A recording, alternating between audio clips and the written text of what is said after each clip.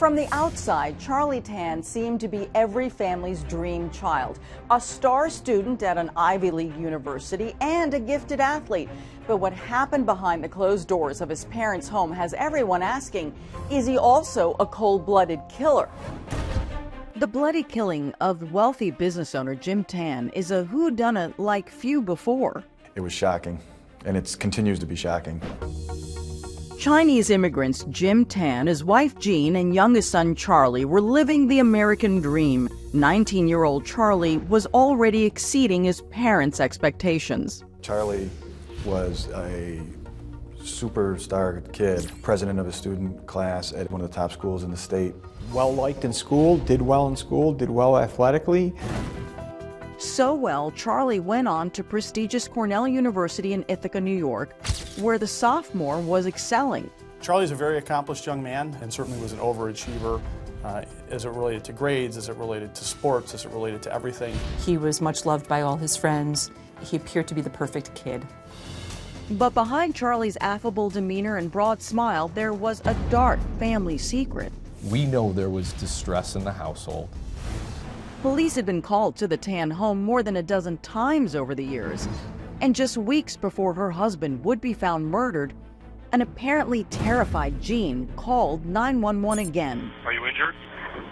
Yes, he choked me and I'm so scared. Please, you call me.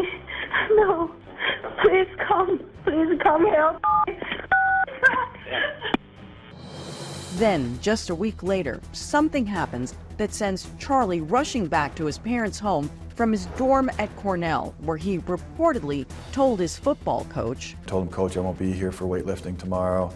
And his coach said, what's wrong? He said, I got some things I got to do and, get home. We've speculated and assumed that there was some communication between Charlie and his mother, which caused him at that point to pack up his belongings and come home and assist her in some way. Just 4 days later, Jean Tan once again calls 911. She's hysterical. 911 center, what is the address of the emergency? Cops arrive at the Tan home to find Jean waiting outside with Charlie, who makes a shocking pronouncement. They asked where his dad was. He said he's dead, he's upstairs, I had to do it, he was going to hurt my mom. Jean corroborates her son's story. Jean Tan says my son did it. Charlie agrees that he did it. It appeared that Jim Tan was sitting at his desk, working, answering emails.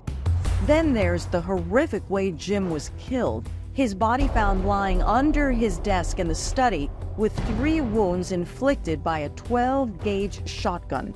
Looked like an assassination or an execution. Charlie is arrested and charged with second-degree murder on the strength of his crime scene confession. He was very calm, very almost businesslike. From the moment lead detective Steve Peglow arrives at the Tan home, he's suspicious that Charlie and his mother are both lying about when Jim Tan was actually killed. There was an odor of what bodies smell like when they have been around for a while, when they've started to decay. And you get that smell when you walked into the home. There are other clues this was not a fresh murder, including dried bloodstains and the state of the body itself. Jim Tan was out of rigor mortis. When someone dies, their body stiffens, and it stiffens for 12 to 24 hours, and then the body goes out of rigor mortis and becomes very limber again. The coroner concludes Jim Tan had been dead for 48 to 72 hours. Jim had a computer in front of him, and one of the investigators turns it on, and there was emails on the computer that had not been read since the previous Thursday. The same day his son Charlie had mysteriously rushed back to the family home from Cornell. We felt confident that Thursday evening was the last time he took a breath. Did Jean Tan stage the 911 call she made 4 days later? No question in my mind that call on Monday night was completely fake. But investigators have no evidence showing Jean actually committed the murder. Instead, they say circumstantial evidence points to Charlie as the killer. Investigators soon uncover this surveillance video showing Charlie trying to buy a shotgun at a Walmart near Cornell on his way back to Rochester. turned away because he reportedly doesn't have the necessary documents. The surveillance video then shows Charlie's friend going back into the store and buying the gun. This shotgun would become a centerpiece of the murder case. We believe he loaded it because his fingerprints are on the ammunition, came home, and essentially ambushed his father as he sat at his desk. Investigators also find this foreboding email Charlie sent to his fraternity brothers at Cornell the day he left. Titled, Showtime, it reads, "In the coming days, you'll start to hear things in the news and possibly get a couple of visits from authorities. Don't listen to anything you hear. A few already know my true story, and in due time, you will also." The email becomes critical for prosecutors. It shows his intent. It shows that this was purposeful for him. I mean, he knew what he was going to do. Charlie's defense attorneys have a different interpretation of that email. Says you're going to see what happened, and he also importantly says what you're going to hear isn't true. That suggests to me that he's taken a fall for his mother. Welcome back. Ivy League student Charlie Tan seemingly admitted that he gunned down his father in order to protect his mother. Prosecutors have a confession, a motive, and the murder weapon. So the case must be a slam dunk, right? Wrong. It is one of the most sensational and dramatic trials Rochester, New York has ever seen. It was a shotgun blast to the face. 20-year-old Cornell University sophomore Charlie Tan, accused of killing his wealthy businessman father, who allegedly beat his wife, Jean. Did Charlie pull the trigger, or was he taking the fall to protect his mother? The courtroom is packed, and just about everyone, except the prosecution, seems to be rooting for the popular Ivy Leaguer. It's usually the victim, has all the support from family and friends. We had nobody on our side. Everyone was supporting Charlie. But prosecutors have the murder weapon, a 12-gauge shotgun, surveillance video of one of Charlie's friends buying the gun for him just hours before the fatal shooting. A foreboding email Charlie sent his fraternity brothers, warning them about shocking news they shouldn't believe. And a brief, informal confession Charlie gave to cops at the crime scene. The prosecution even has Charlie's alleged motive. To protect his mother.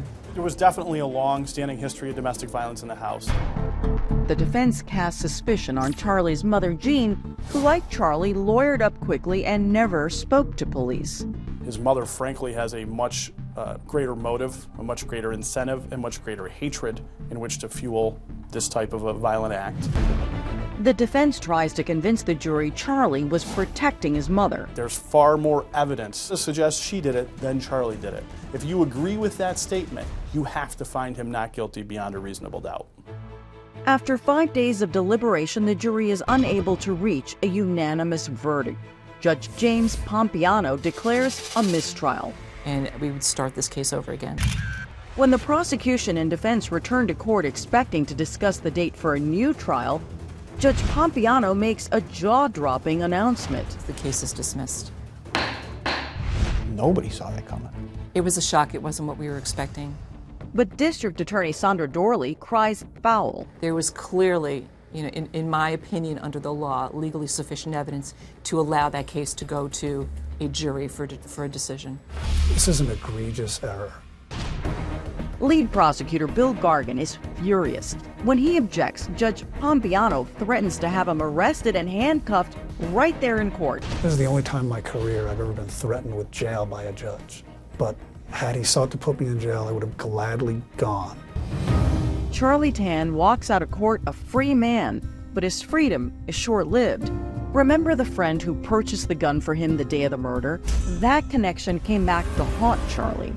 2 years after the trial, police arrest Charlie Tan on federal gun charges. He pleaded guilty to purchasing a gun with the intent to kill and was sentenced to 20 years in prison. Charlie Tan is serving his sentence in a prison near Lake Placid in upstate New York. True Crime News can report that in an effort to reduce that sentence, Charlie wrote a letter to the judge explaining that he killed his father because of his father's repeated violence toward his mother. The judge was not moved. Request denied.